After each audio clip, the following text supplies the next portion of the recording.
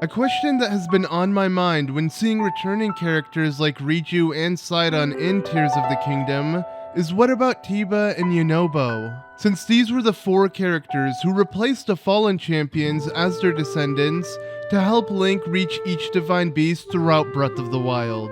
And it seems like their role in helping Hyrule will continue throughout Tears of the Kingdom. But for some reason, Nintendo has been holding off on showing Yunobo, only giving us a glimpse of a character holding Daruk's Boulder Breaker.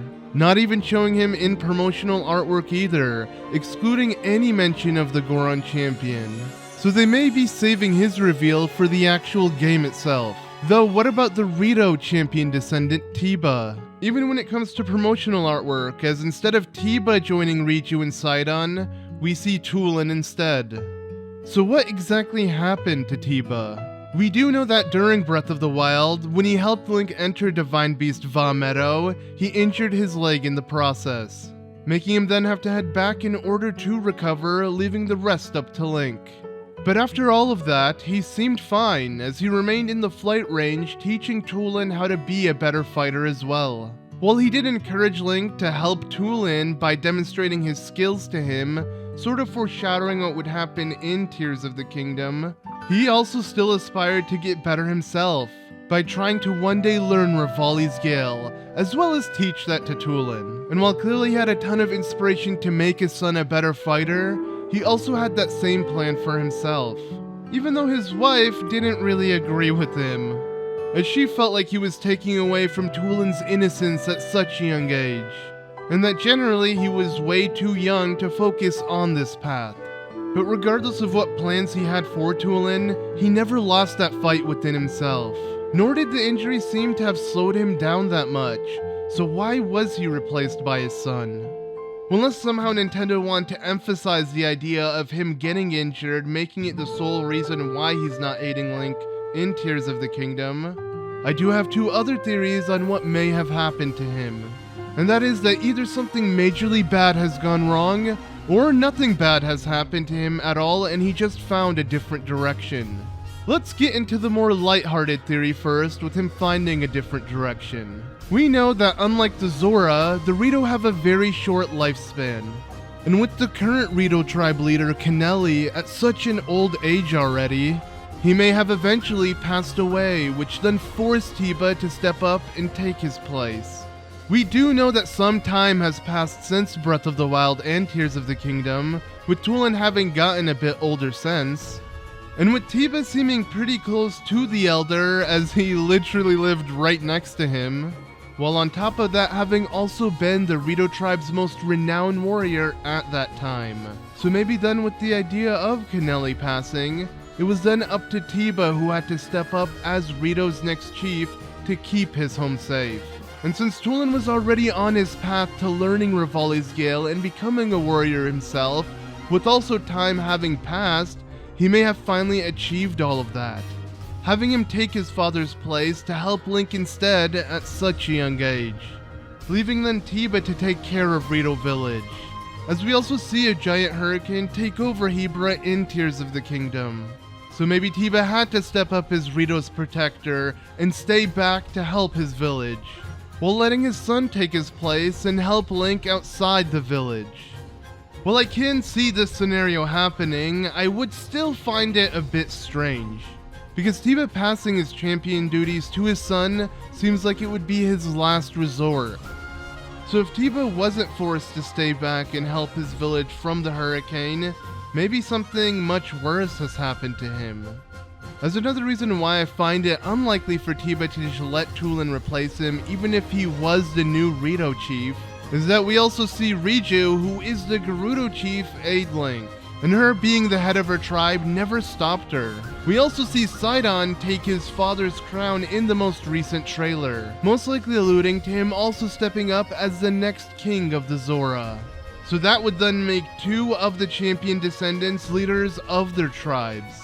So why would Teba not do his part just because he is now the leader of the Rito?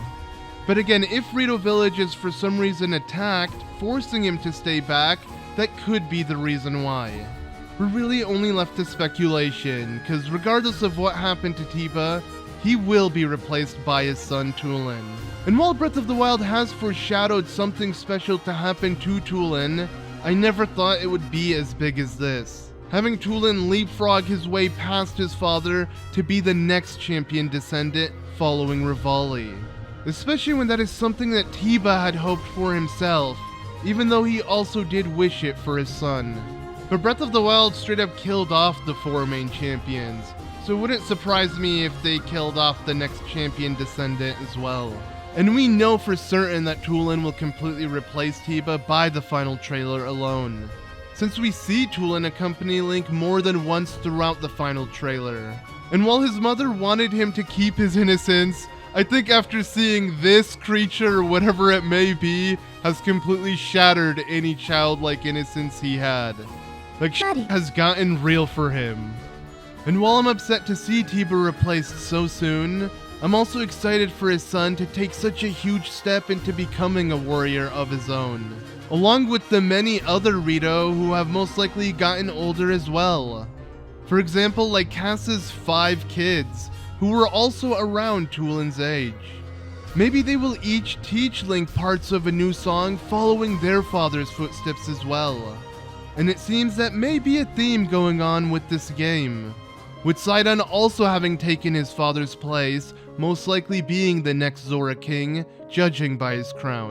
So Tears of the Kingdom may altogether be a continuation of past legacy, giving their next generation the spotlight.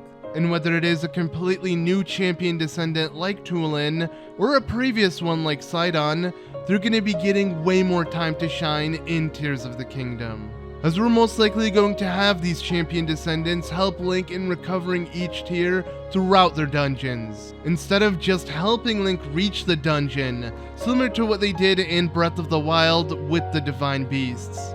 And we even see a glimpse of most likely the aftermath of all of that, with how we could see all 4 new champions rush their way in battle, with a tier reflecting the previous champion ability's color by their side. Of course, we can't see the Goron Champion, but we know it's a Goron because of the Boulder Breaker.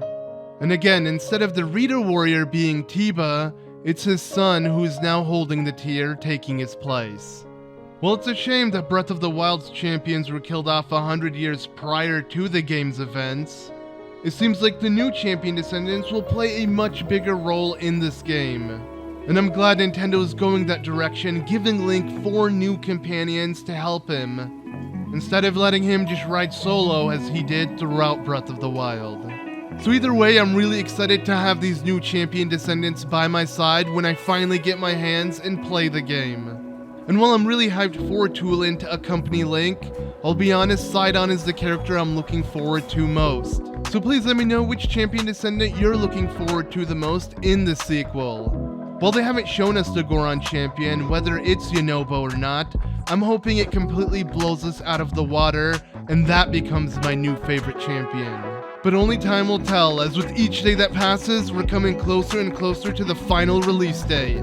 Anyways, what do you guys think? Do you have any theories about Teba's whereabouts? Please let me know in the comments below, as I'm having so much fun speculating with you guys while we wait for the game's release. And if you do as well, please don't forget to leave a like and to make sure you're subscribed not to miss out on any content like this and for the full game's drop when it does come out. And also please consider letting me know what you'd like me to discuss in a future video, as we're still left in the unknown. Anyways, thank you all so much for watching. I've been ZM, and I'll see you all in the next one.